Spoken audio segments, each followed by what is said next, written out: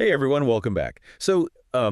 Imagine being able to describe like 80% of your actual lived human experience, waking up, eating, working, just moving through the world and going to sleep using only three tiny little linguistic sounds. It sounds kind of impossible, right? Especially to an English speaker. Yeah, exactly. Yeah. But that is exactly the promise we were exploring today. We're going to look at how a language can be so structurally efficient that you can just strip away all that heavy, complicated grammar and rely on a few really elegant interlocking pieces. It really challenges our fundamental assumptions about how communication even has to work. I mean, English is a language that demands constant clarification. Oh, for sure. We need to know everything. Right, we are obsessed with who is doing what, to whom, and exactly when. We build these massive, complex sentences just to make sure there's zero ambiguity.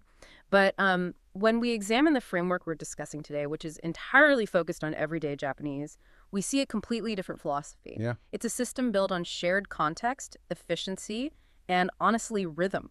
And that is exactly why I was so drawn to the material we're unpacking in today's deep dive. We are looking at a highly practical framework. It's a sunrise to sunset guide for talking about your daily routine in Japanese. It's just such a great approach. It really is. What I love about this is that we're just throwing out those traditional, intimidating grammar textbooks. You know, the ones you open them up and it's like taking the back off a mechanical watch or something. Just gears everywhere. Yes. You just see hundreds of terrifying gears and springs and you feel completely paralyzed before you even try to say hello. And that information overload is literally the #1 reason people abandon language learning. Really. Just the sheer volume of it. Oh, absolutely. We front load the complexity way too much. We try to memorize the entire abstract system of a language before we even know how to say, like, I am eating my lunch. Right. The brilliance of the approach we're analyzing today is that it completely flips that paradigm. It doesn't teach you abstract grammar at all. It teaches you your own life. Okay, let's unpack this. We are going to follow the chronological flow of a single human day, from the moment your eyes open in the morning to the moment you close them at night. Which is a narrative timeline you already know perfectly. Exactly. By tying the language directly to a timeline you already experience every single day, the grammar stops being this abstract puzzle and becomes a literal description of your reality.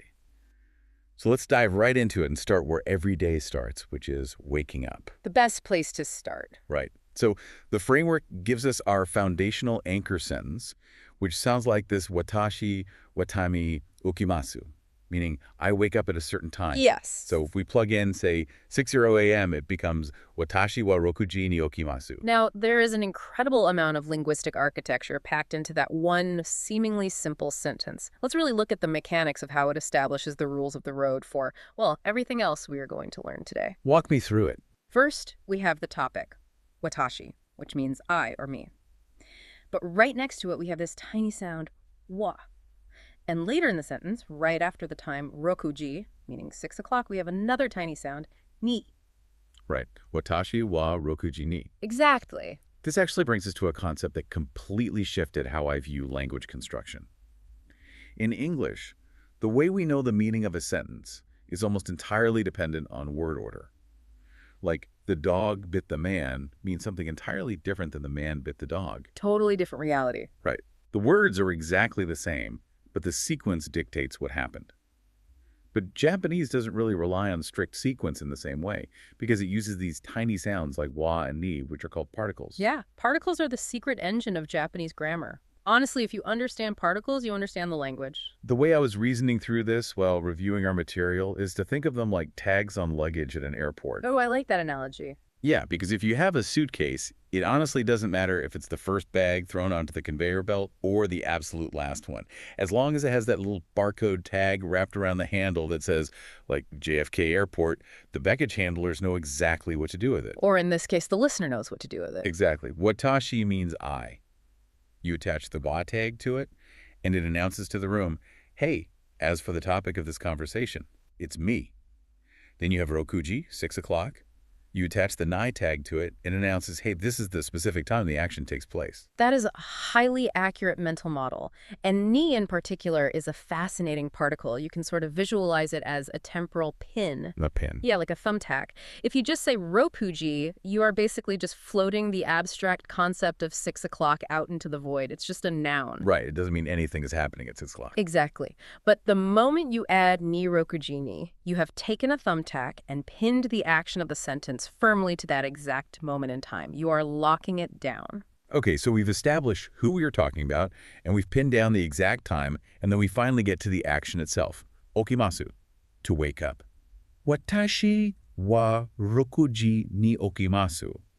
The verb just kind of elegantly caps off the entire thought. And that placement is not accidental at all. Placing the verb at the absolute end of the sentence is a defining characteristic of Japanese. Really? Always at the end. Almost always. And it reveals a lot about the cultural psychology embedded in the language. Think about it, because the verb, the actual action, comes last. The listener has to wait until the very end of your sentence to know exactly what you were doing. Oh, wow.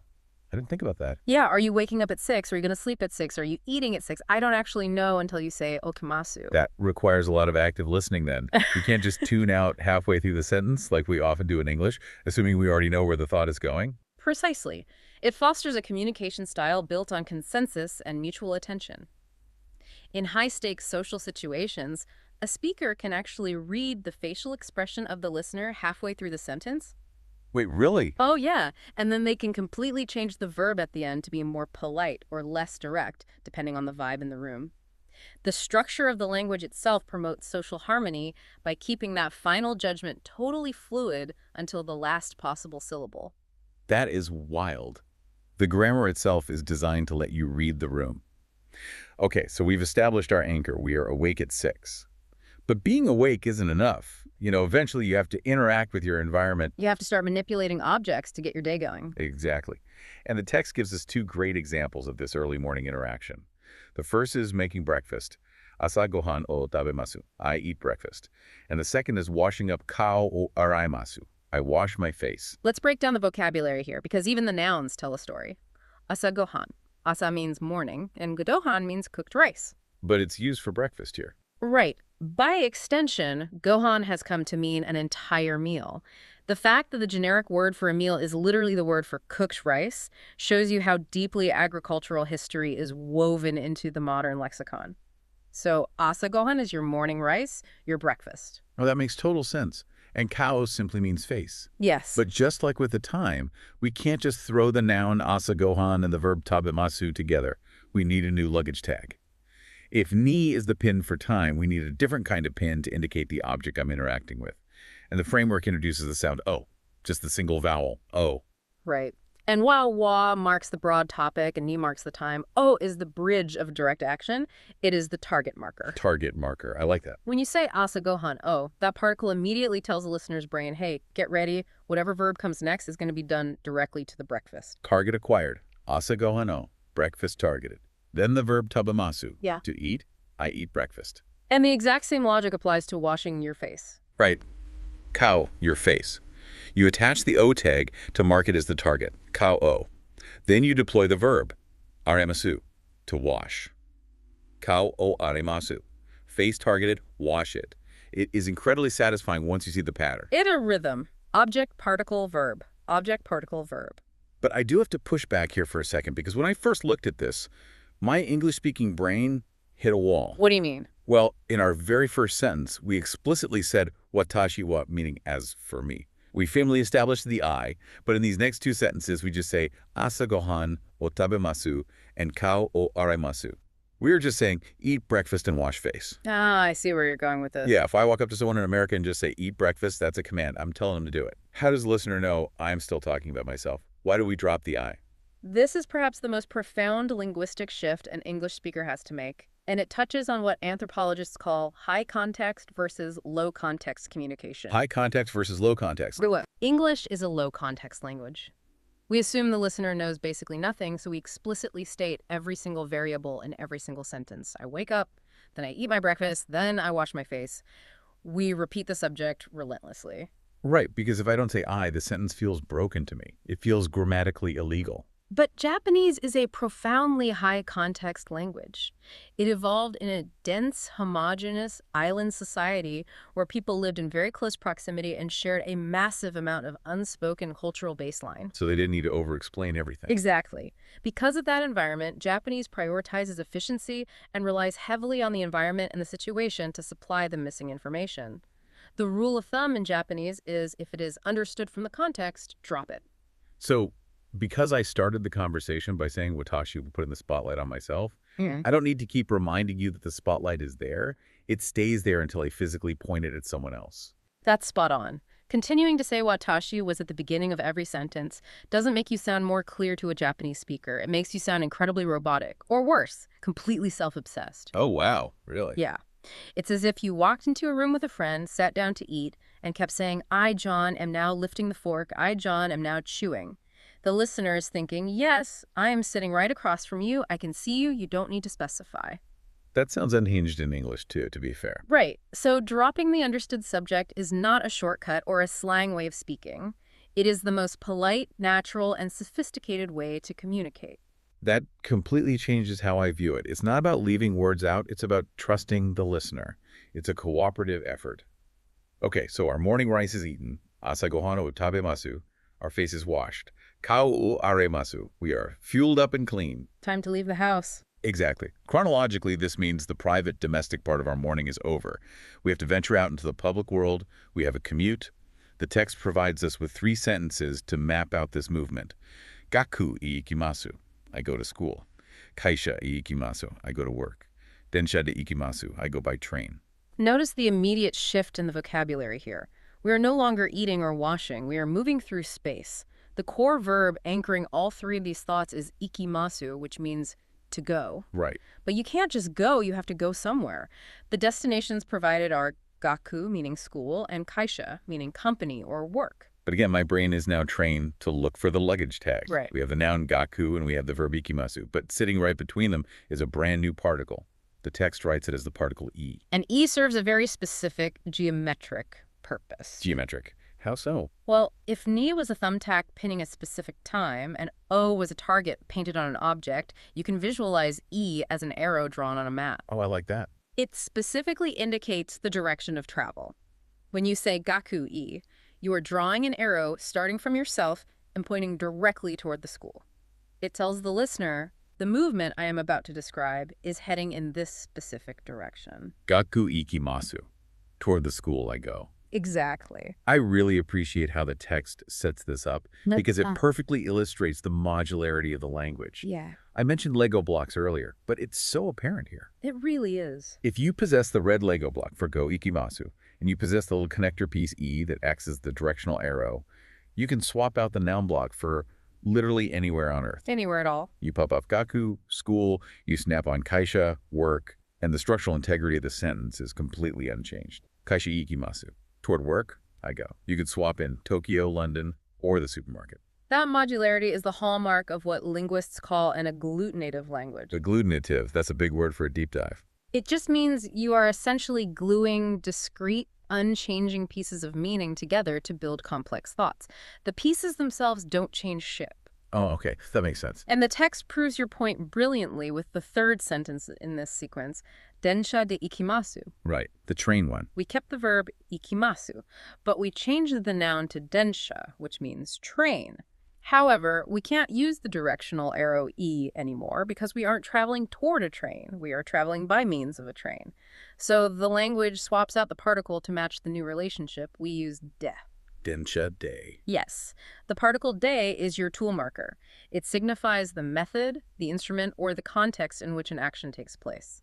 If you are doing something by means of something else, you use de. So densha de literally tells the listener by means of the train. Exactly. So if E is the arrow pointing to the destination, de is the vehicle carrying you along that arrow. Densha de ikimasu. By means of the train, I go. It's so logical. It's almost mathematical. You were just defining the variables of your movement.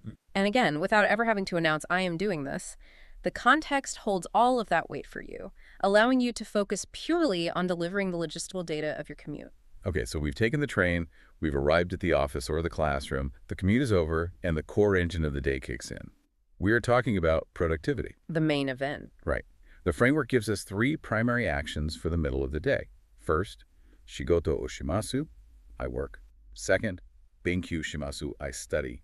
Third, hirogohan o tabemasu, I eat lunch. This section introduces a verb that is arguably the most powerful and versatile tool in the entire Japanese language, shimasu. Shimasu. Shimasu translates broadly to do, but treating it just as a translation of do vastly undersells its utility. Shimasu functions as a kinetic engine. Okay, an engine. Walk me through that ignition process. How does it change the nature of a word? Let's analyze the first sentence, shigoto or shimasu. The word shigoto is a noun. It translates to work or a job. If you just say shigoto, it just sits there. It's an abstract concept. Right, it's just a thing. But if we deploy our target particle saying, hey, I'm going to interact with this concept of a job, and then we add the engine verb shimasu, we get shigoto o shimasu, you are literally saying, I do work. You have taken the static noun and spun it up into the active, continuous process of working.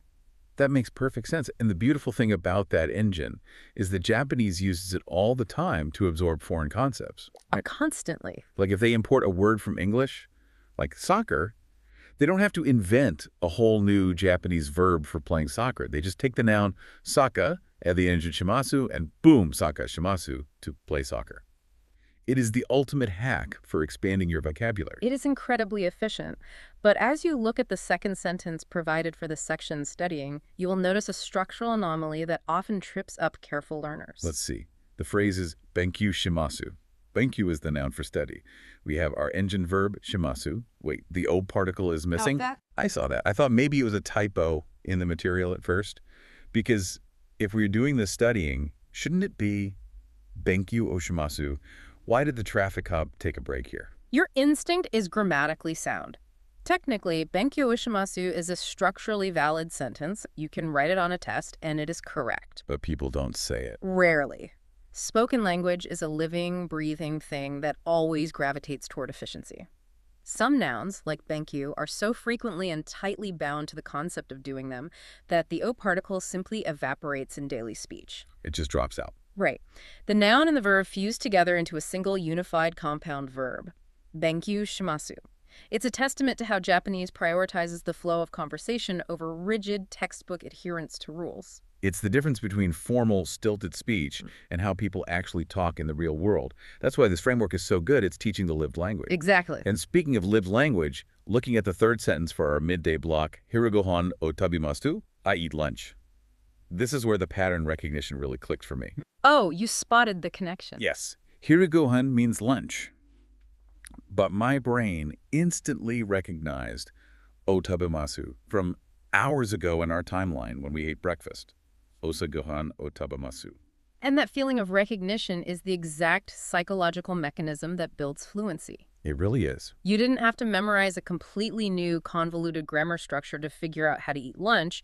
You already owned the structural blueprint for eating a meal. You simply reached into your mental Lego bin, popped off the Asagohan block, and snapped in the Hirogohan block. The connecting particle o and the verb tabemasu remain completely stable. Completely stable. It takes so much pressure off. You realize you don't need 10,000 unique phrases to survive. You just need a solid grasp of these core patterns, and you can plug and play the vocabulary as needed. Which accelerates the learning process massively. Okay, so we've ground through the workday. We've done the work shigoto o shimasu. We've done the studying benkyu shimasu. The sun is going down. Time to head back. Right. The chronological narrative is pulling us away from the public sphere and back toward the private sanctuary of our home. We are entering the evening shift. Our framework gives us 4 specific actions for winding down. Let me list them. Ie ni kerimasu, I go home. Bangohan o tabemasu, I eat dinner. Terebi o mimasu, I watch TV. Ongaku kikimasu, I listen to music. Let's isolate that return journey first, because the verb choice here reveals a deeply ingrained cultural dichotomy in Japanese society. Okay, I'm intrigued. The sentence is ie ni karimasu, i.e. simply means house or home. But look closely at the verb. When we left the house this morning to go to work or school, the verb was ikimasu, to go. But when we talk about going home, the verb abruptly changes to karimasu. Right, which translates more specifically to return rather than just go. Exactly. And this isn't just a synonym, it's a reflection of the Japanese concept of uchi and soto. Yes, which translates roughly to inside and outside. Japanese culture draws a very distinct psychological and linguistic line between your in-group, your home, your family, your close friends, and the out-group, the public, the company, society at large. So going to work is entering the out group. Right. When you leave your home, you are crossing a boundary into the Soto, the outside world. You just go there, ikimasu, it's transactional. But when you travel back to your uchi, your safe inner circle, you don't just go there, you return. You restore your baseline. Karimasu carries an emotional weight of returning to your origin point. Oh, I love when the grammar is just a manifestation of the culture. It makes the language feel so much richer than just a list of vocabulary words. And I also noticed the particle used here, ie ni karimasu. We're using nin again. Yes, we are. The very first time we saw ni, we called it a temporal pin, locking in action to a specific time, like rokuji ni at 6 o'clock. But here we are attaching it to a physical location, i.e. our house. This is where we see the versatility of these particles. Ni is essentially a definitive pin. It can pin an action to a moment in time, but it can also pin your movement to a definitive destination. But wait, earlier we used e as the directional arrow for travel. Kaisha, e ikimasu, pointing toward the office. Why aren't we saying ii karimasu, pointing toward home? Is that wrong? Not at all. Ii karimasu is perfectly understandable and grammatically fine. Okay, so why use ni? The difference is nuance. If E is an arrow indicating the general direction of travel, ni is the giant red X on the treasure map. Oh, I see. It emphasizes the final, definitive endpoint.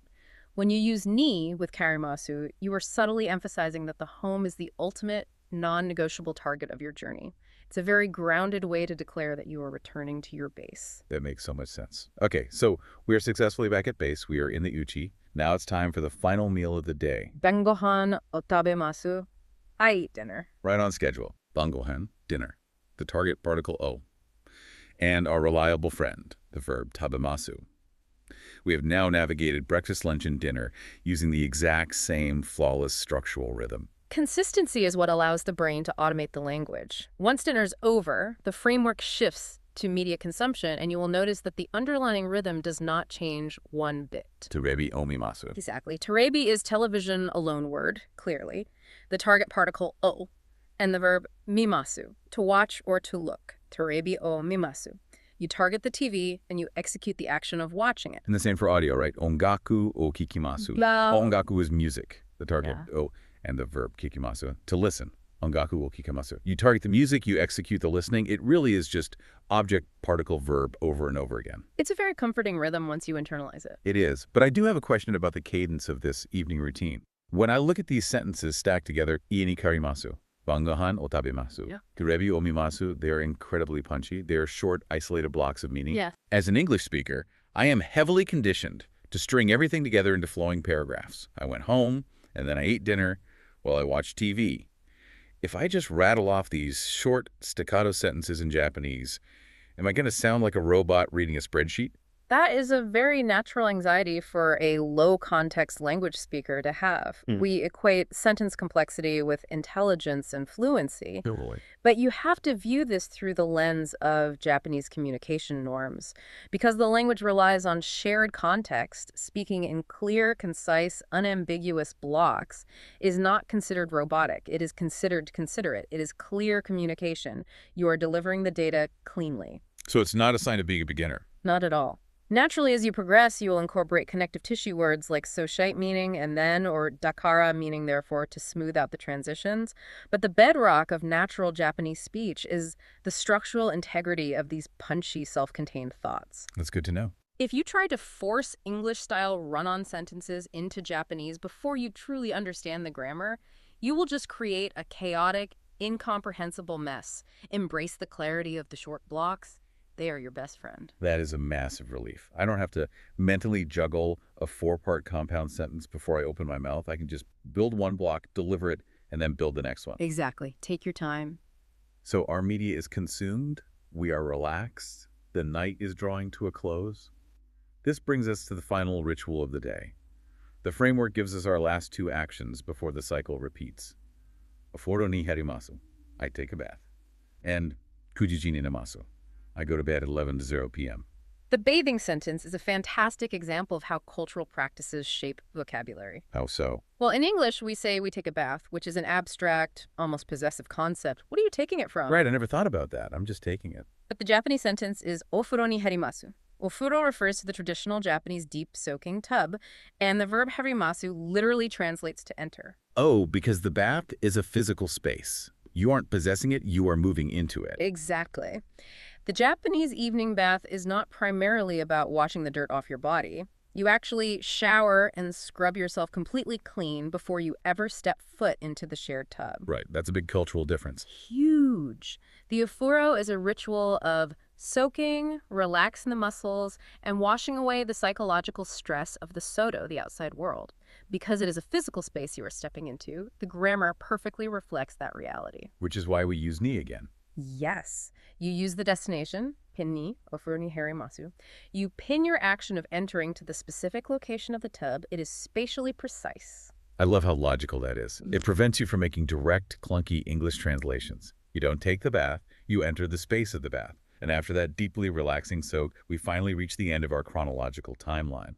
The day closes out by returning to the exact structural format that kicked it off. The time anchor. We have come full circle. Right. Time plus ni plus the verb. We woke up with rokuji ni okimasu. We go to sleep with jujiji ni masu. Jujiji, 11 o'clock. Pinned with ni. Followed by the verb namasu, to sleep.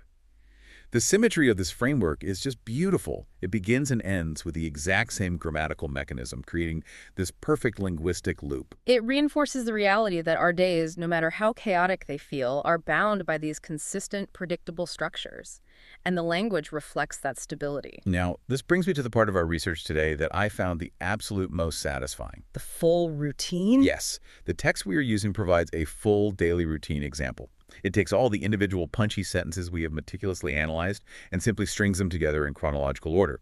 When you read it, you aren't just reading a vocabulary list, you're reading the macro flow of an entire human day. Let's hear it. I'm going to read this out loud continuously because I want you, the listener, to really hear the rhythm of what we've built.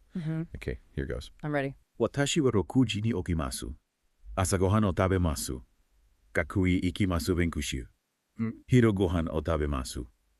Ii ni karimasu. Bangohan o tabemasu. Terebi o imasu. Juhiji ni nimasu. It is remarkably elegant. It really felt good to say. When you step back and look at the macro flow of that paragraph, it's a profound realization. By mastering just a handful of verbs, 3 foundational particles, neo and e, and a few basic nouns, you have completely unlocked the ability to narrate your own existence. Just with those little blocks. Right. It proves that achieving conversational capability doesn't require you to first master complex philosophical debates or intricate conditional tense conjugations. It starts and thrives on your ability to confidently describe the mundane, everyday rhythms of your own life. It demystifies the entire process. You realize you already hold the keys. Which brings us perfectly to the final phase of our analysis today. The framework we are studying doesn't just hand us the sentences and walk away. It provides a set of practical bonus tips. A master key, really. Yeah, a master key for how to actually make this knowledge permanent. Synthesizing those tips, they essentially form a strategic defense against forgetting. The first 2 rules are a recap of the architectural pillars we've been leaning on. First, use nai for time.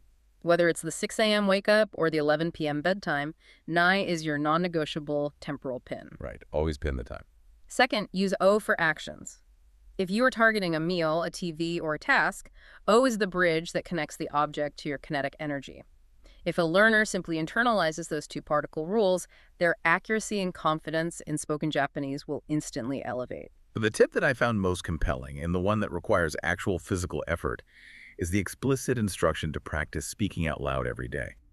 It emphasizes that reading silently or just thinking about the grammar is not enough. You have to vocalize it. And there is incredibly robust neuroscience backing up that specific instruction. Really, like actual brain science. Oh, absolutely. When you study a language purely by reading it silently, the data is essentially trapped in the cognitive analytical centers of your brain. It remains theoretical. But spoken language is not just a cognitive exercise. It is a complex physical act. Moving your mouth, breathing. Yes. Yeah. It requires the precise split-second coordination of your diaphragm, your vocal cords, your tongue, your lips, and your breath. Right, it's athletic. Exactly. It is Uh, fine motor skill execution. When you speak out loud, you are engaging Broca's area in the brain and you are building literal muscle memory in the physical hardware of your mouth. You are training your muscles to produce novel sounds like the Japanese R sound in Rokurji in specific sequences. because it's different from an English R. Very different. If you only ever read silently, you develop a false sense of fluency. You think you know it because your brain recognizes the pattern on the page, but the moment you open your mouth in a real conversation, your tongue stumbles, your pacing falls apart, and you freeze. I have absolutely experienced that. Vocalization bridges the critical gap between intellectual comprehension and physical execution. It's the exact same principle as learning to play a sport. You can read 100 books about the physics of riding a bicycle. You can memorize the angles, the gear ratios, the balance points. But until you physically get on the bike, push the pedals, and feel the gravity shift, you do not know how to ride a bike. No. Speaking out loud is getting on the bike. Which is why tying the language practice to your actual daily routine is so ingenious. You don't need a conversation partner to practice. You are your own context. And that leads me to my actionable challenge for you, the person listening right now, based on everything we have unpacked in this deep dive today. Tomorrow morning, when you are standing in your kitchen making your coffee or your tea, I want you to physically map out the timeline of your upcoming day using only these new modular Japanese blocks. Out loud. Do not just run through it in your head. Stand there, engage your vocal cords, and speak it out loud into the empty room. Watashi wa, whatever your time is, niokimasu. Shigoto oshimasu. Target your lunch with the O particle. Pin your bedtime with the Ni particle. Build your day aloud. Treat it as a necessary physical warm-up for your vocal hardware. That kind of applied daily repetition is what transforms foreign grammar into instinctive reflex. Application is the only path to mastery. You now possess the precise, modular framework needed to talk about your daily reality in Japanese. You have the gears, you understand how the springs create tension, and you know exactly how the interlocking pieces fit together to tell time. And remember, learning to describe your own specific day, your own unique reality, is the absolute fastest way to progress because it makes the language intimately, undeniably relevant to you. If I can leave you with a final thought to mull over as we wrap up our analysis. Please do. We spend so much of our modern lives operating on a kind of numb autopilot. We wake up, we commute, we consume food, we work, we stare at screens, and we sleep, often without ever really processing the passage of those events. It's true. Just going through the motions. But when you take on the challenge of translating your daily routine into a completely different linguistic structure, when you have to consciously choose the particle to pin your lunch or deliberately select the verb to signify your return to your sanctuary, you are forced to look at your own day with extreme objectivity. You have to break your life down into its core, undeniable components. Wow. How might the act of mapping out your life in these simple, grounded, rhythmic Japanese sentences actually change the way you perceive the structure, the intention, and perhaps even the hidden piece of your own daily routine? Using a foreign language not just as a tool for communication, but as a tool for mindfulness and self-observation. That is a brilliant perspective. I absolutely love that. Take that thought with you tomorrow morning when you build your day out loud. Thank you so much for joining us on this deep dive. If you enjoyed untangling the mechanics of language with us, please remember to follow the show and share it with a friend who has also tried to make sense of the world one sentence at a time. See you next time, Matane.